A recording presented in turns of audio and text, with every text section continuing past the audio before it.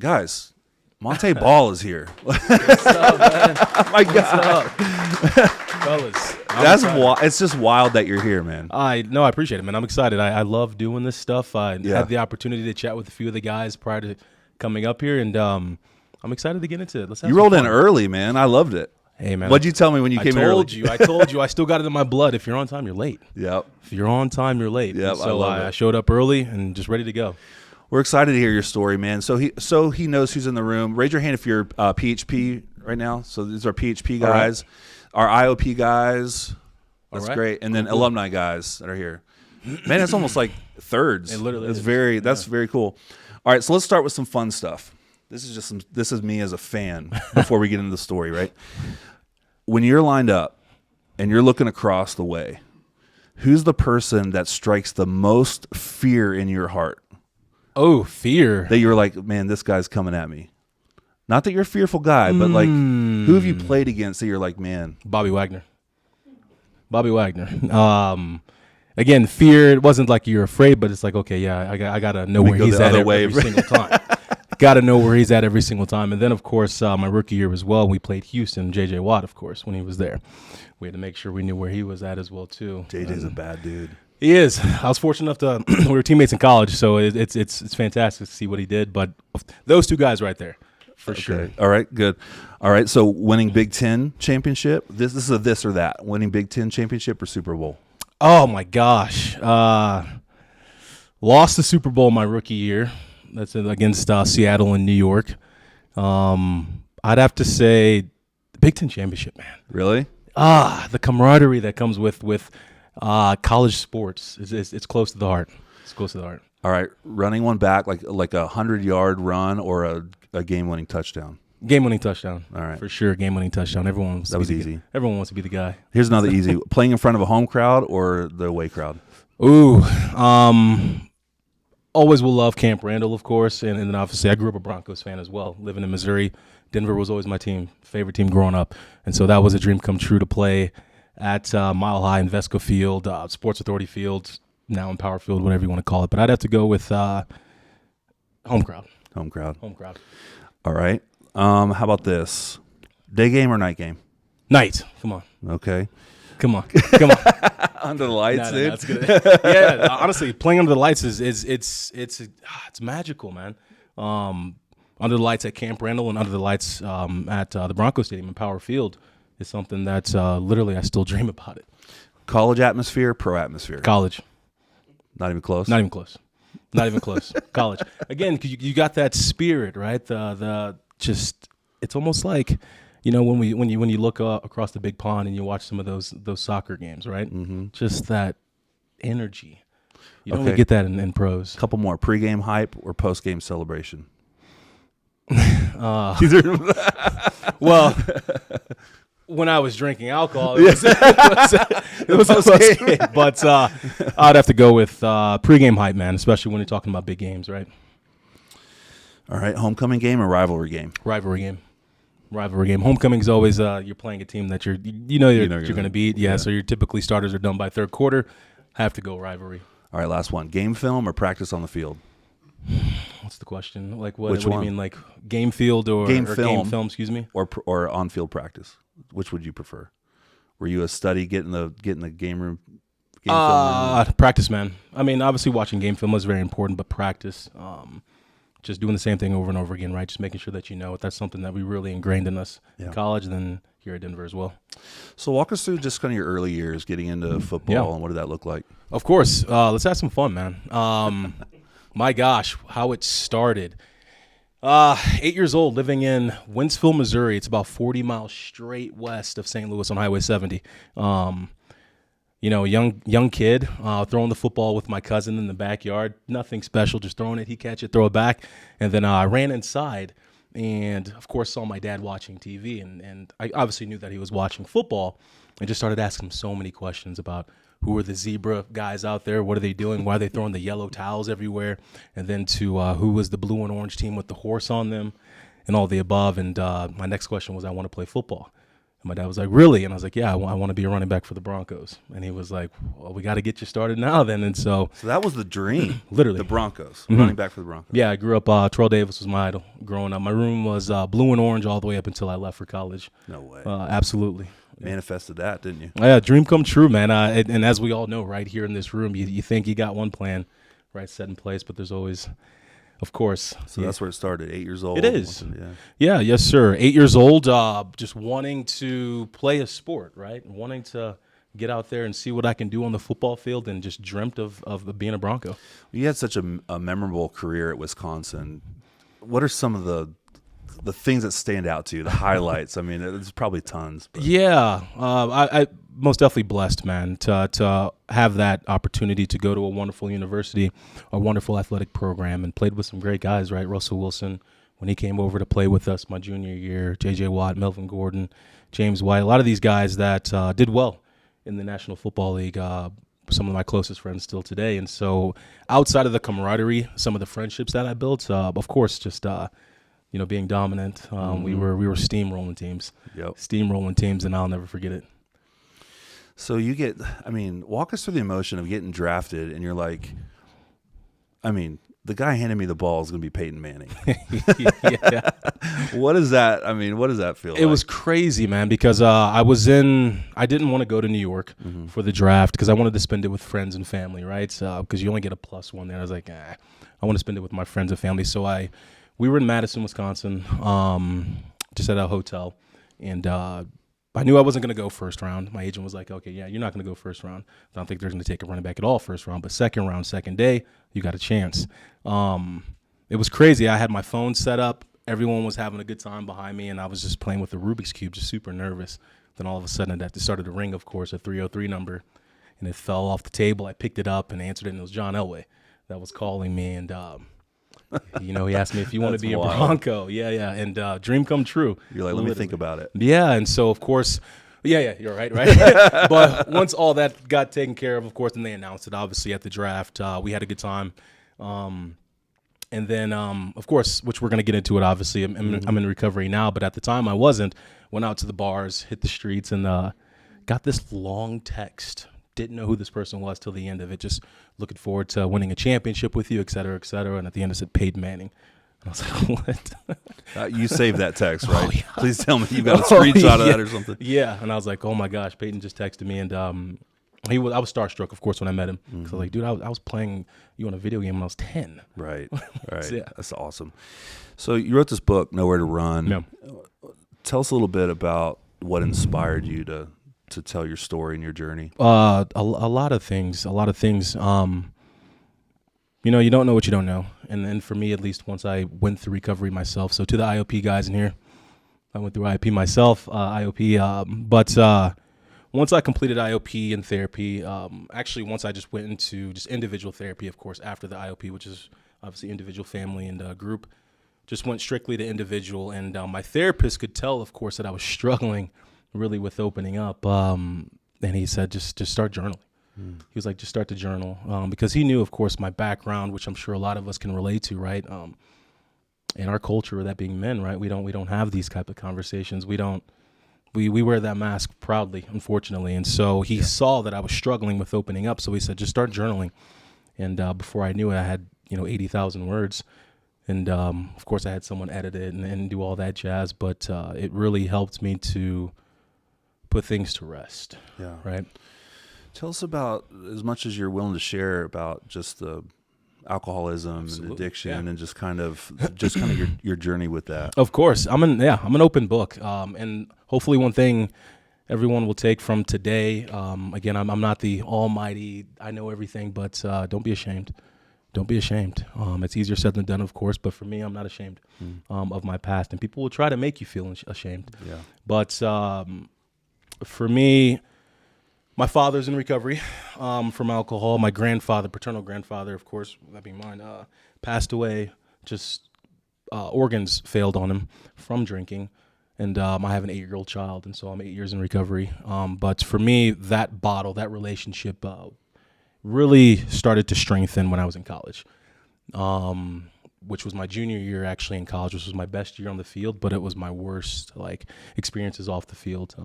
Alone, I felt like my relationship was getting super close to the bottle, but you know, everyone else was doing it, so I'm fine.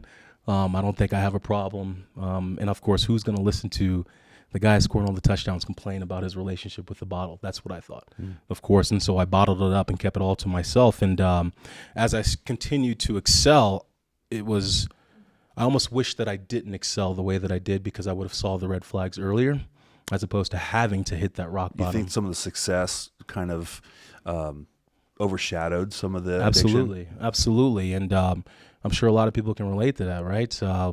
We got folks in here that are dealing with a lot of other things, but it's as you're going through that realm of addiction, using some things may feel like they're going right. Yeah. As we all know, that's the thing about addiction. It tricks you. It tricks you, the three-headed monster, that being yearning for it, being under the influence, and then afterwards, that hangover. It's just a nasty, vicious monster. And for me, being in the life of a college athlete, student as well, just trying to balance familial pressures to external pressures, I didn't feel like I had anyone to talk to about it, because I didn't feel like anybody would care. Right. At all. You know, us men, right? We don't talk about that stuff. Right. And so I struggled with it. Sure. What was the moment for you that you were like, and I got a problem? Yeah. Like, was there a specific moment where you're like, hey, I got to pay attention to this? It would have to be, there were some moments in college, of course, but I think obviously the writing on the wall, of course, is when my cold feet touched the jail. Literally, I was like, I don't even understand what happened here. I go from being a good kid, obviously struggling with an addiction, to now I literally just flushed everything down the drain. And so that was a wake-up call for me. Sure. Absolutely. And of course, some people don't have to hit that rock bottom, but for me, obviously in hindsight, being 2020, I'm fortunate. Did that happen during your career, during your playing time? Or was that post? That happened right after the Broncos released me. I went to New England for about 2 months, and then I landed in jail for over the weekend and watched I watched the Broncos win Super Bowl 50 when I was in jail. And so that was kind of like... Yeah, unpack that. What were your emotions around that, man? Yeah. I remember looking up and I was like, okay, I get it. I understand. I mean, because it was one of those situations, like they just released me. I was upset, of course. I was hoping they had a crappy season.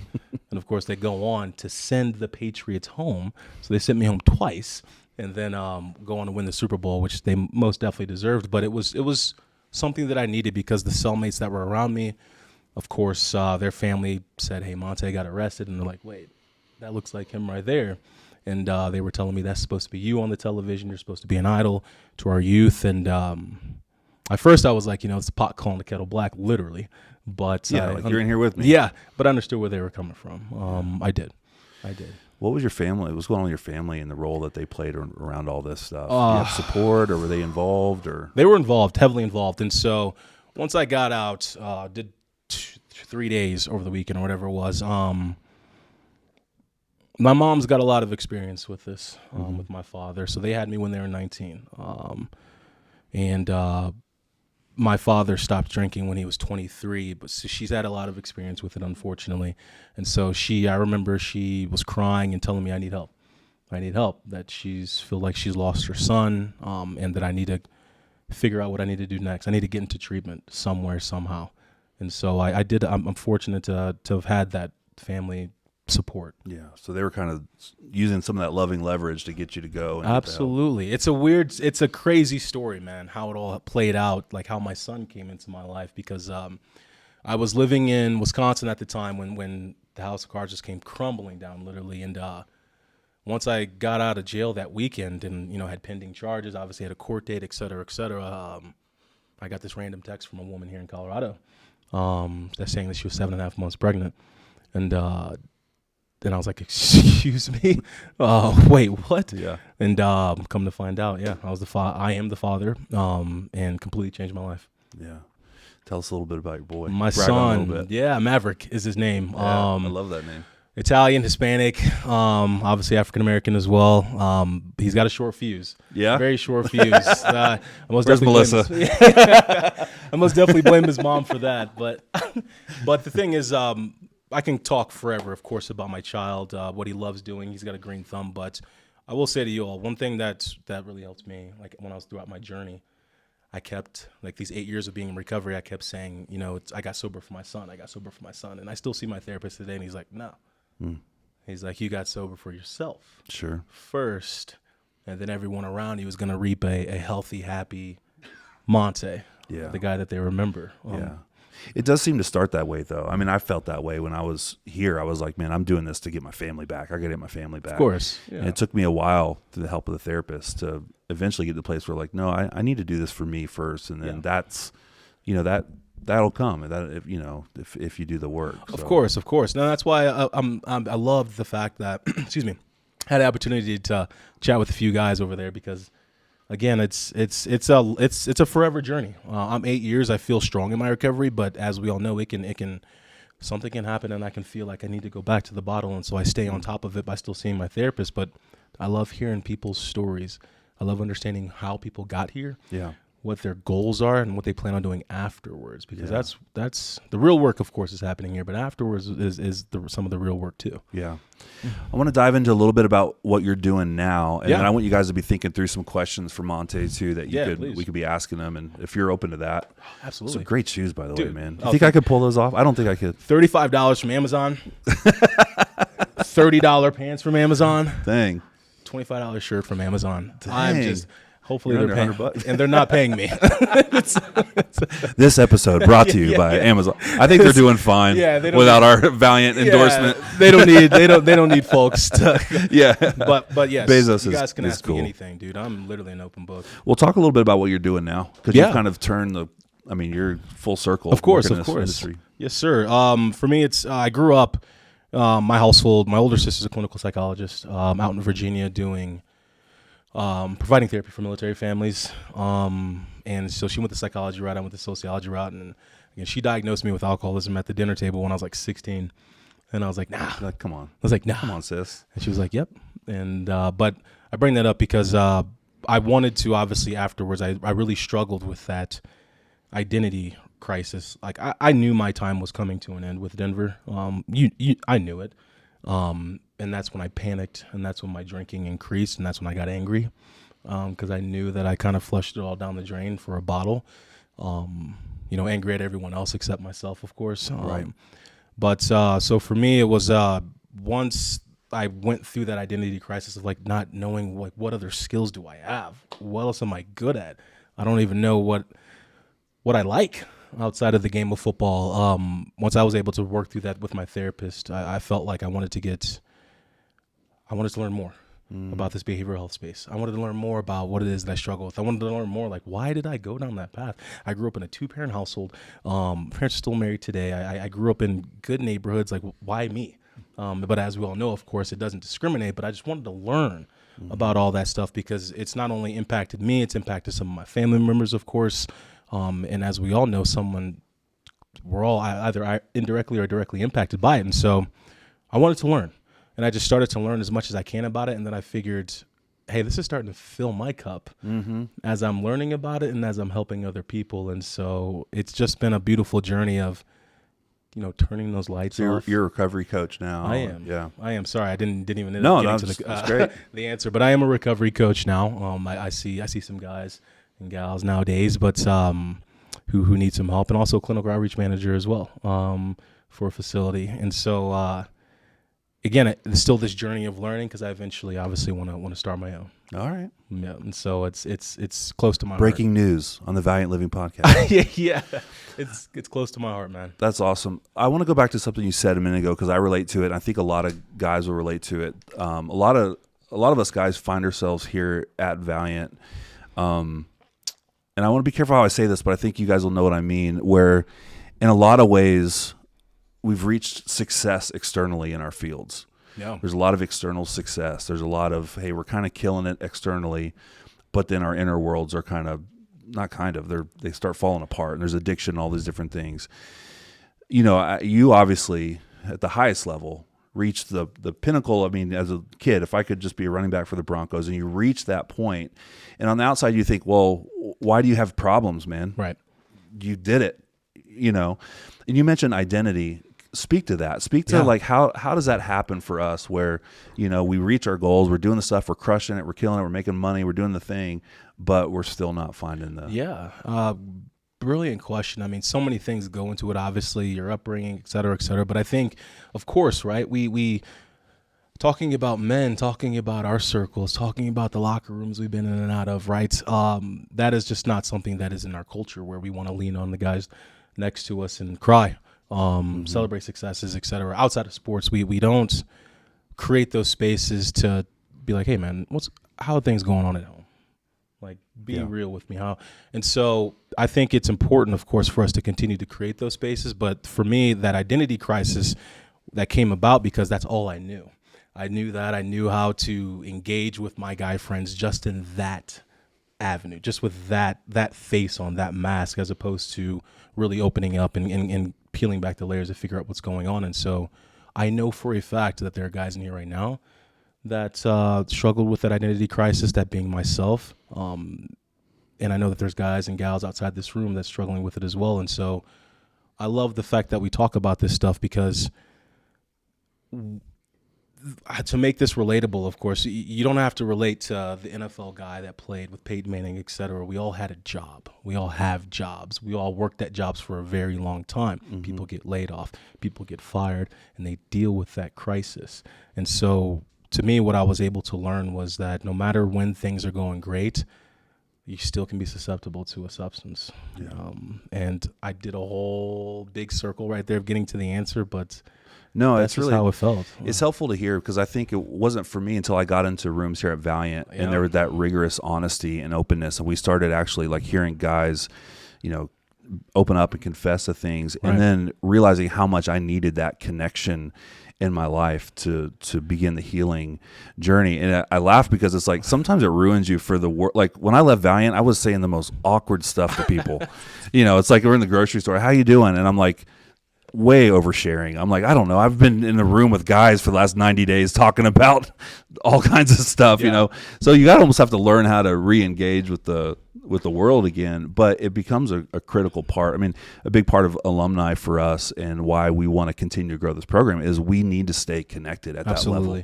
We need to have an environment that's safe to come. Seriously. I mean, as cliche as it sounds, we all know it's true. I mean, and I hate the way that it's phrased, but I'm just going to say it for lack of better words, right? The opposite of addiction is connection, right? Like we lack connection. I lacked real, true connection when I was struggling, right? I had everything that I needed in the world, right? But I didn't have those real friends. Yeah. I didn't have those genuine people around me. The people who were around me just because of what I provided. Yeah. And see, from outside, I would think locker room, camaraderie, brotherhood, all that stuff. Is it just different? It's different. College is different because, of course, you're with these guys, right? You're roommates with some. It was difficult for me to relate to Peyton Manning, right? I was 22 at the time. He was 34, whatever it was. And so regardless of that, it's again, that connection. We can't do this alone at all. And sometimes I get it. You don't want to come here. You don't want to be in some of these groups. But I'm telling you, you get a lot from this stuff. You get a lot from this, a lot of tools that you gain from this. And one of the most important tools, in my opinion, is that connection. Yeah. Some of these guys right here, you're going to be leaning on in 10 years, 20 years from now. For sure. Absolutely. So what are some of the other challenges you're seeing in the work you're doing, specifically in men and addiction, 30s, 40s, 50s? Is there any other themes or things that are coming up that you're working in? Yeah. And I can even speak for myself on this. Struggling with, again, it kind of falls under that identity umbrella. Like, where do I fit in? Like, what do I provide? Like, men, of course, unfortunately, we think we have to bring in six figures. We gotta, feed the family, which of course you do, but we have to be this just macho guy, and just finding out who you are and where you fit in and what type of family that you want. Mm-hmm. I see that all the time when we're talking to guys, whether I'm in my field or whether I'm just talking to guys that I was friends with back in college, just struggling with what it is that they can do and where they fit in society, outside of their job, outside of their sport, outside of whatever it is. And so, again, I harp back on that connection and harp back on that, creating those spaces for men to talk and to lean on each other. And so, like stuff like this, and I wanted to share this at the beginning, man. It's an honor. it's an honor to be here. I really mean that. It's an honor. It means a lot to me because I remember my first day. I remember my second week, third week, and I remember my last day in IOP. And I know exactly how everyone's feeling. Yeah. And you have shown just in this whole process, and Dan and Melissa connected us, and we started talking, and you have shown such humility and kindness to Valiant and to us, and just your heart to help and serve. And I'm curious now, and this might be a tough question for you, but I'm going to throw it at you. Looking back at your life, obviously at 8 years old, you defined success as running back for the Broncos. Is that still your definition of success, or where you're at today, how do you define what is success for Montee? Oh, that is such a good question. Of course, the game of football, the sport, is most definitely not anymore a success. I mean, it was a success, of course, but it's not anything that I try to hang my hat on now. I'm more proud of myself, obviously with the help of my family and treatment, but more proud of myself for continuing to go down this path. And so for me, success is how many people can I help? Really, that's really what it is. How many people can I help? I'm not doing this to save face, in a sense. Not at all. I'm doing this because why wouldn't I? And so my success is helping women. My success is helping men find the right path for them, because there are a million ways up that hill, but my success is helping them find that right path so they can get to where they need to get to. Yeah, that's amazing. Speak now to, like, you were talking earlier about opening up and vulnerability. What kind of encouragement or advice would you give a group of predominantly men here when it comes to that? And it's kind of preaching the choir, because these guys are here doing the work and opening up and whatever. But at the same time, I think there's still depths and layers of vulnerability we can go and openness. But what kind of advice would you give us on that? Absolutely. And of course, right, it's always easier said than done. I struggled with it for a while with my therapist before I actually really opened up. But my advice, man, is don't be afraid. Don't be afraid. You would be surprised on how many people around you are struggling that don't seem like they are struggling. And that's the message, right? We all see the data, of course, that's coming from CDC, et cetera. It's alarming. And so open up, share, dig deep, figure out, of course, the first couple of times what it is you want to share, and dig deep into that. Because for me, I was completely oblivious to the entire therapeutic process. As I stepped foot through that door, I thought we were going to talk about my relationship with the game of football, because I kind of had one foot in the door, one foot out, and not really knowing what it is that I want to do. But 95% of our conversations revolved around my relations, my relationships with my family, with my friends, past relationships, et cetera. And so dig deep, and figure out what the reason is that you're using or that you were using, and just dive head first into that. I promise you it's going to feel great. That's great advice. I promise. So if we could get practical just for a second, and then I want to open it up, because I want you guys to because this is really good stuff, and I want to hear what they have to say, honestly. Same. But as they're getting ready, I know, like, as an athlete, accountability, structure, discipline, all that. There's other great athletes in this room that understand that kind of thing. I'm more of like the Uncle Rico, like back in '82. You should see me play ball in high school. That was amazing. Now I can't even make it up the stairs. I have to take the elevator. Yeah, but get practical with us now about what is that training, the sobriety training? How did that, and how does that cross over into your daily life? I got you. Right. Yeah, that's a little clunky question, but you picked it up. I love the question. Right, I think because I think about that all the time. Do you? Some of the things that I learned from the game of football and how it translates to recovery. Many things to the athletes in the room. You understand it, right? That just perseverance, right? I mean, we all have had those moments. If we're not experiencing them now, we've had where you feel so beat up, right? You feel exhausted, beat up, drained, but you still got to show up. You still got to do the work. You still got to fill your cup. And so for me, some of the things that translated was do the work. There are no excuses. Which is one of the reasons why I'm not ashamed of my past is because when I had my mistakes, I owned them immediately. I knew that I made a mistake. Something that translated over from the game of football, where you don't point the finger at anyone else. You're in control of your actions. Take ownership. Take ownership. Yeah. And take the right steps to get on the path of treatment and better yourself. And so for me, a lot of things translated over from the coaches. Of course, they were screaming all the time, but again, just ingrained in me to work hard, to train, to do the work, to shut your mouth, don't complain, Show up. And if you do those steps, you'll get what you need to get out of it. Obviously, all of that doesn't translate over to the recovery world, but some of it does. Yeah. That whole shutting up and do the work. It's good to cry. It's good to let all that stuff out. It's good to have bad days as well, too, when you are showing up. And so that's really good, man. Really helpful. Absolutely, man. All right, guys. Hit him with your best shot. What do you got? Ask away. Yeah, go ahead. How important was like faith or spirituality involved in your Great question. I love that question. My therapist, Corey, is his guy. Corey is his name. He's my guy. He's more spiritual. Going into therapy, I grew up in Missouri. Faith, of course, believer in a higher power. But as I went through therapy and really just got close to that spiritual aspect of it, I'll say yes, I still believe in a higher power, of course, but I love the fact that I like to put the control with myself, right, of showing up, doing the work, and repeating that. And so hopefully that answers your question. I do believe in a higher power, absolutely,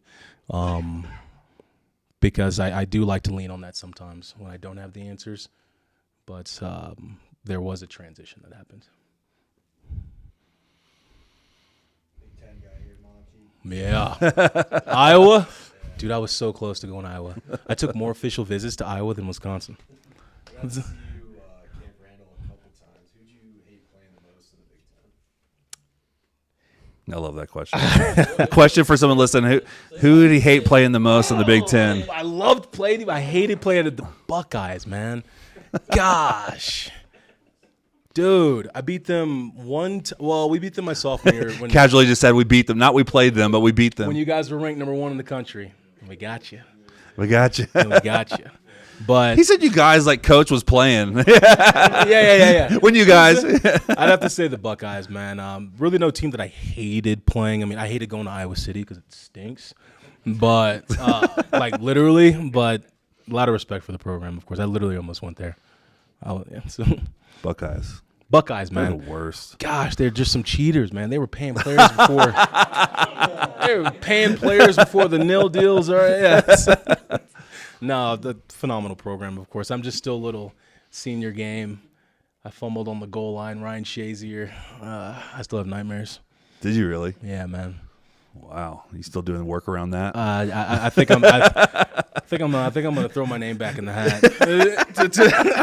We're gonna see Montee here in PHP and Valiant over the fumble. What other questions we got, fellas? Sorry, I'm burning up. I'm like, it gets a little warm in here.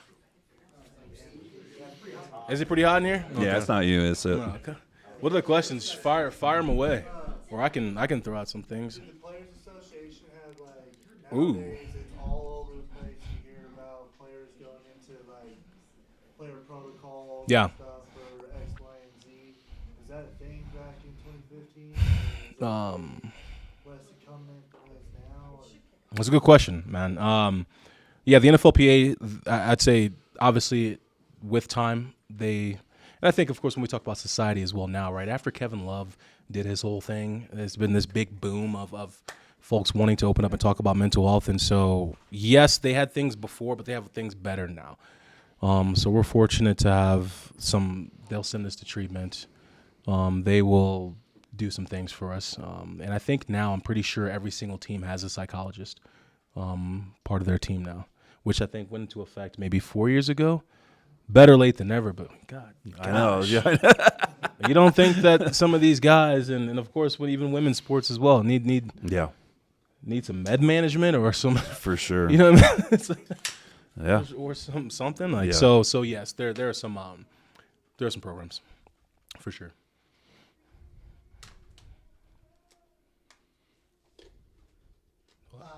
Look, when I got into recovery, they Yeah. talk about recovery being like an onion. You're just sort of starting to find out about yourself. Yeah. What did you find out about yourself that you didn't I like that.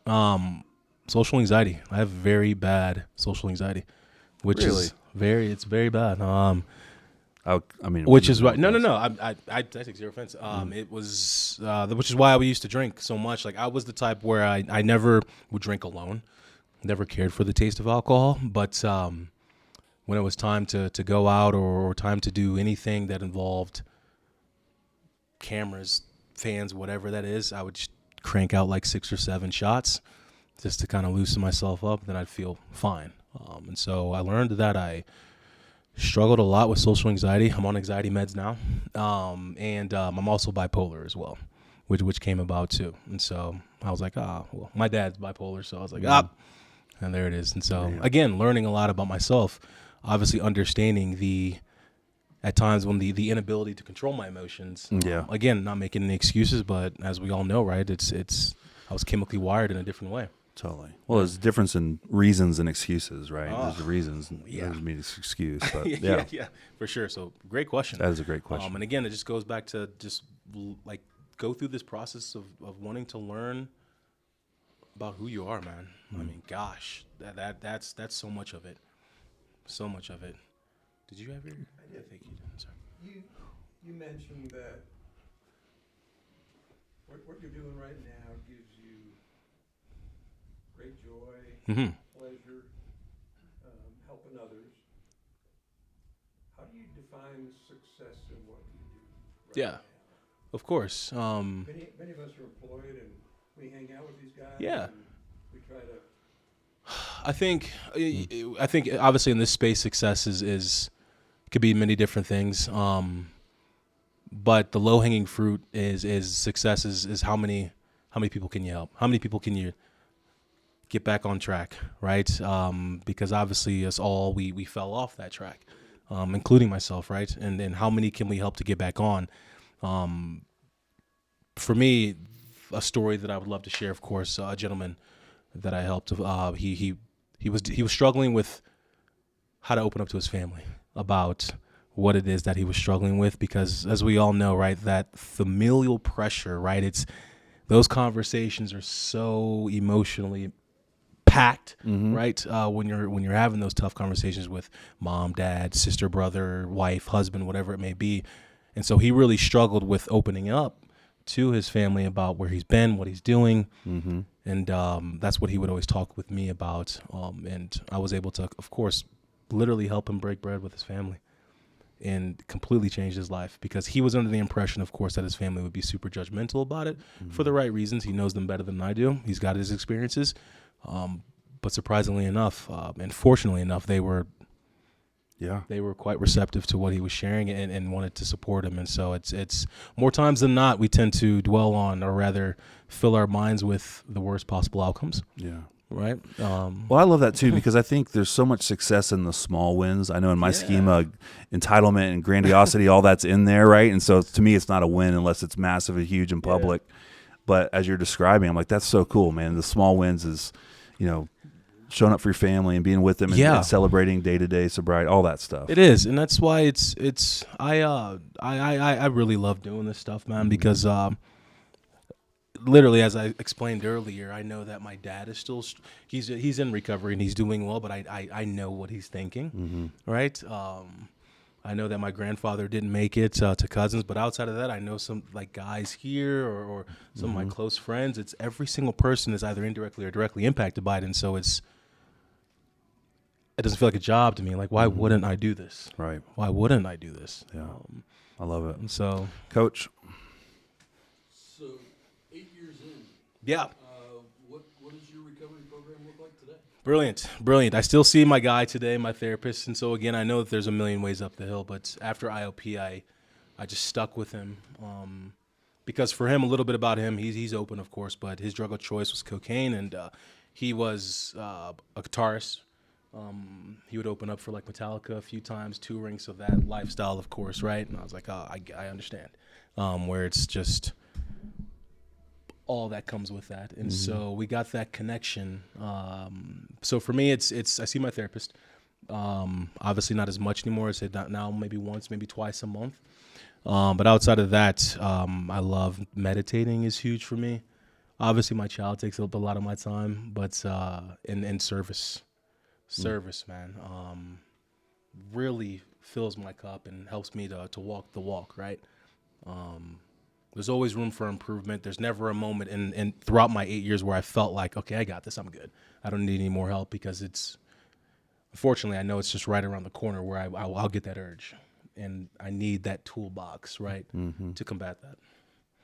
That's good. Let's just for example. What's let's up? Say that your career went 15 years and you're in the NFL Hall of Fame. Do you think that you would still have an issue, or do you think that success, or level of success, would have fulfilled you?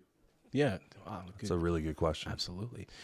But pretty straightforward answer. I would have sprawled out even worse. Either be dead or in prison. Absolutely, one or the other. Because again, I there were moments in college when I was having that success, but I also knew, like, hey, I'm giving this bottle a little bit too much attention. But again, that success inflated my ego. I would have that thought for a second, then I was like, no, I'm good. I'm accomplishing my dream of getting drafted by the Broncos. I don't have a problem, Mom and Dad. And so if I was to go on for 15 years, which that was my dream, I thought that was going to be the case. If that was to happen, it would have been bad, way worse than what it already was. So I'm almost. It's one of those things where it's. I'm sad, of course, how the situation happened. It didn't need to happen that way in order for me to get back on track, but something had to happen in order for me to open my eyes and be like, yo, yeah, you're not the same person when you're under the influence. You're a dick. Excuse my language. Like, No other way to put it. you are not a good person. And so, really good question. Brady. I kind of got a two-part question. Would you agree with the statement that your life as a sober civilian is better than an alcoholic NFL player? Absolutely. How would you explain that to my 11-year-old son if he asked you that? All right. That question. You know what I'm saying, right? Yes, I do. And I hopefully I got the right answer to that. For me, it's For people listening that didn't hear, a sober civilian versus being, how'd you say it, Brady? An alcoholic NFL player. Which better? yeah. So sober civilian, of course. More specifically because of what I am doing while being sober, of being of service to those who need help. But man, I say sober civilian as well because sports end. That door closes. It's not forever. Now, this sober civilian side is forever, and I have the opportunity to continuously help people. And so I always think about similar questions like that because when I'm looking down at my funeral, I want for people to be there, a majority of the folks to be there that I've helped, as opposed to those that were just cheering because I wore a W or a Bronco. And so It's tough, man. That's a great question, Brady. And it's like for some people just have to experience it to find out it's true, because there's so many people on the other side who's like, well, let me let me see for myself. yeah, But I totally get what you're saying. Yeah. I totally see it. Now, trust me, of course, like, do I have nights where I'm like, gosh, man, I could be up there, maybe a gold jacket? Of course. But as I mentioned earlier in this interview, where it's we all have a plan, right? We think that we're going to go in one direction, and then all of a sudden we get this tap on the shoulder, these trials and tribulations, and we have to deal with them. And then all of a sudden you're on a better track, you're on a different track, and things come about. Super cliche, but like it is, especially I think in America. Yeah. But what we're so caught up in what we do, and then we just I know I was that way for sure. And so part of what we do here is rediscover who we are and who outside of what we do. And it's really encouraging to hear someone like yourself and your story and kind of how you battled through and process and how you're giving back and helping. And man, just experiencing your humility as a real deal, man. It's you said it's an honor. It's an honor for us to have you here. And I don't know if you guys probably don't know this, and I hope I'm okay to say, but he's just here investing in us out of the goodness of his heart because he loves doing what he does. So man, we're so grateful. Any other questions? I don't want to leave anybody out. If there's any other questions, okay. Oh yeah, we got a few more. Great, go ahead. Yeah, I have all day. Are you good? Dude, Okay. I live right at the street. So Montee, appreciate you doing this. This is Yeah. awesome. And I'm sure a lot of us that played sports growing up had the same dreams as you, and obviously went different directions. But seriously, when you play Madden? Do you put all the people that score 500 yards? I'll be honest with you. I don't play Madden. I'm not a fan of Madden.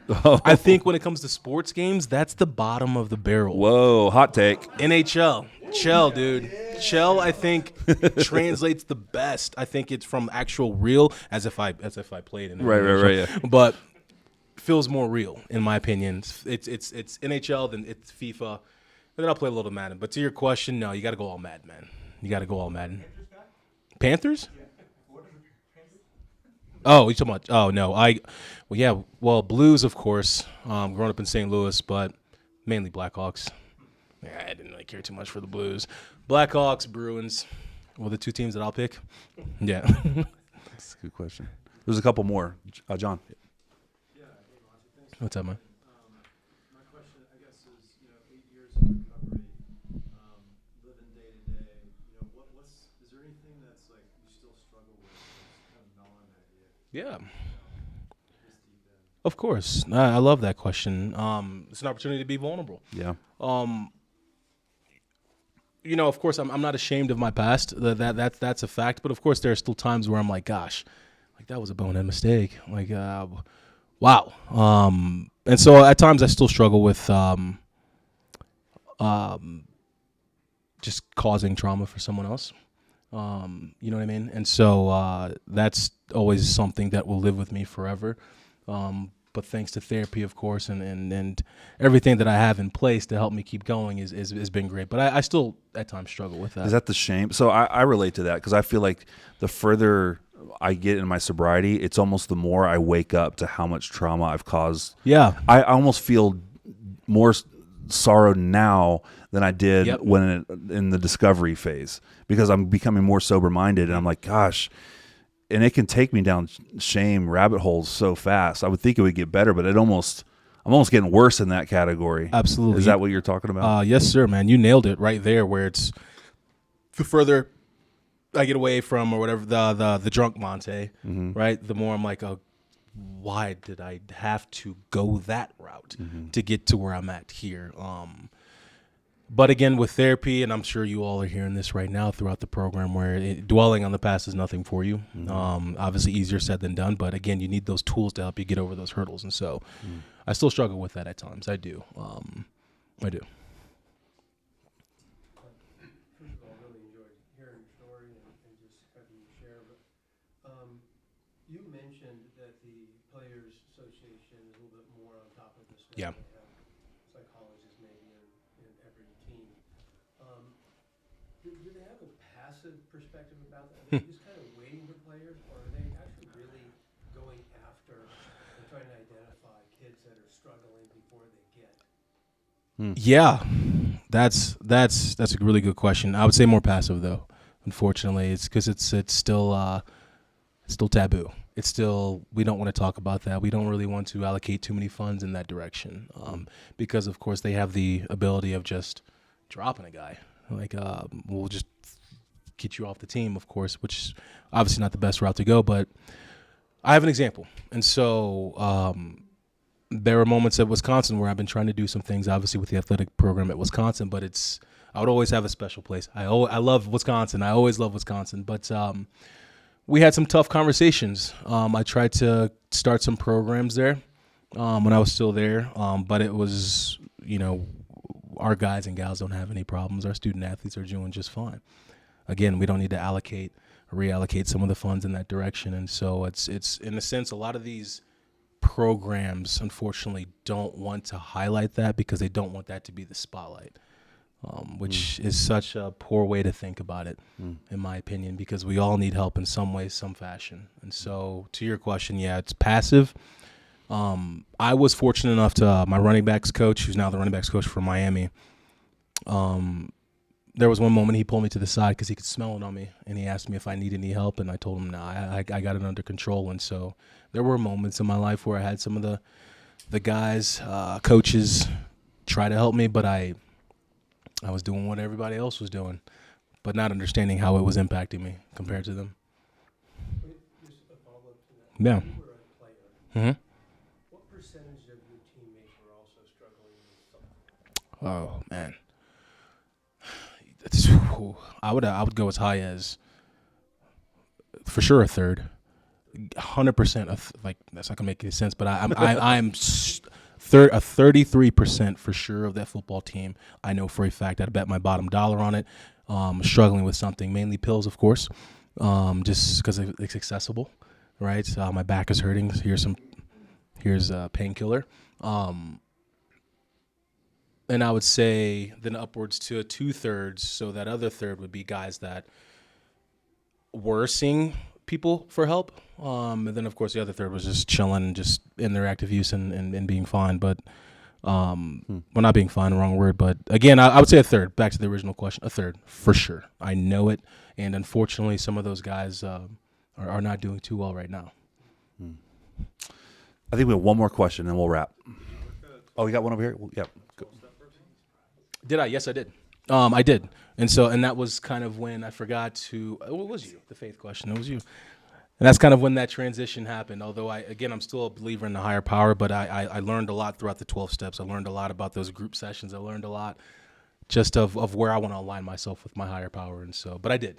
Yes, I did. And I think without that, I wouldn't be where I'm at today. That helped to build that foundation. That's great. Bryce. So in your 8 years of sobriety, what moments was it really hard to stay sober? And kind of what did you do to stay on track? Yeah, I mean, one thing with me, like I said, I'm always going to be honest, open. For me, I struggled early on because I was bored. I was bored. I mean, I was like, gosh, I can't go. And this was in my head, of course. I was like, I can't go to a 5 p.m. happy hour, like business cocktail attire, because I'm not going to have fun. I can't drink. Was always in my head. I can't go to XYZ because I don't think I'm going to have fun. And so for me, I really struggled early on with just boredom of trying to experience life or experience some of those activities that I did before while being sober. I really struggled with. But what helped me, of course, is not wanting to go back down that path. For me, it was just to be straight out. For me, it's if I am to go back to the bottle, then I'm not a different person, right? For me, that's what I tell myself every single day. If I go back to the bottle, then I'm not a different person than the person that was a POS. And so that really helped me, which I gained from my therapist, which I gained throughout IOP, is to do it for yourself because you deserve it more than anybody else. That's good. Guys, let's give it up for Montee. This is awesome. Thank you, man. Thank you. That was really good.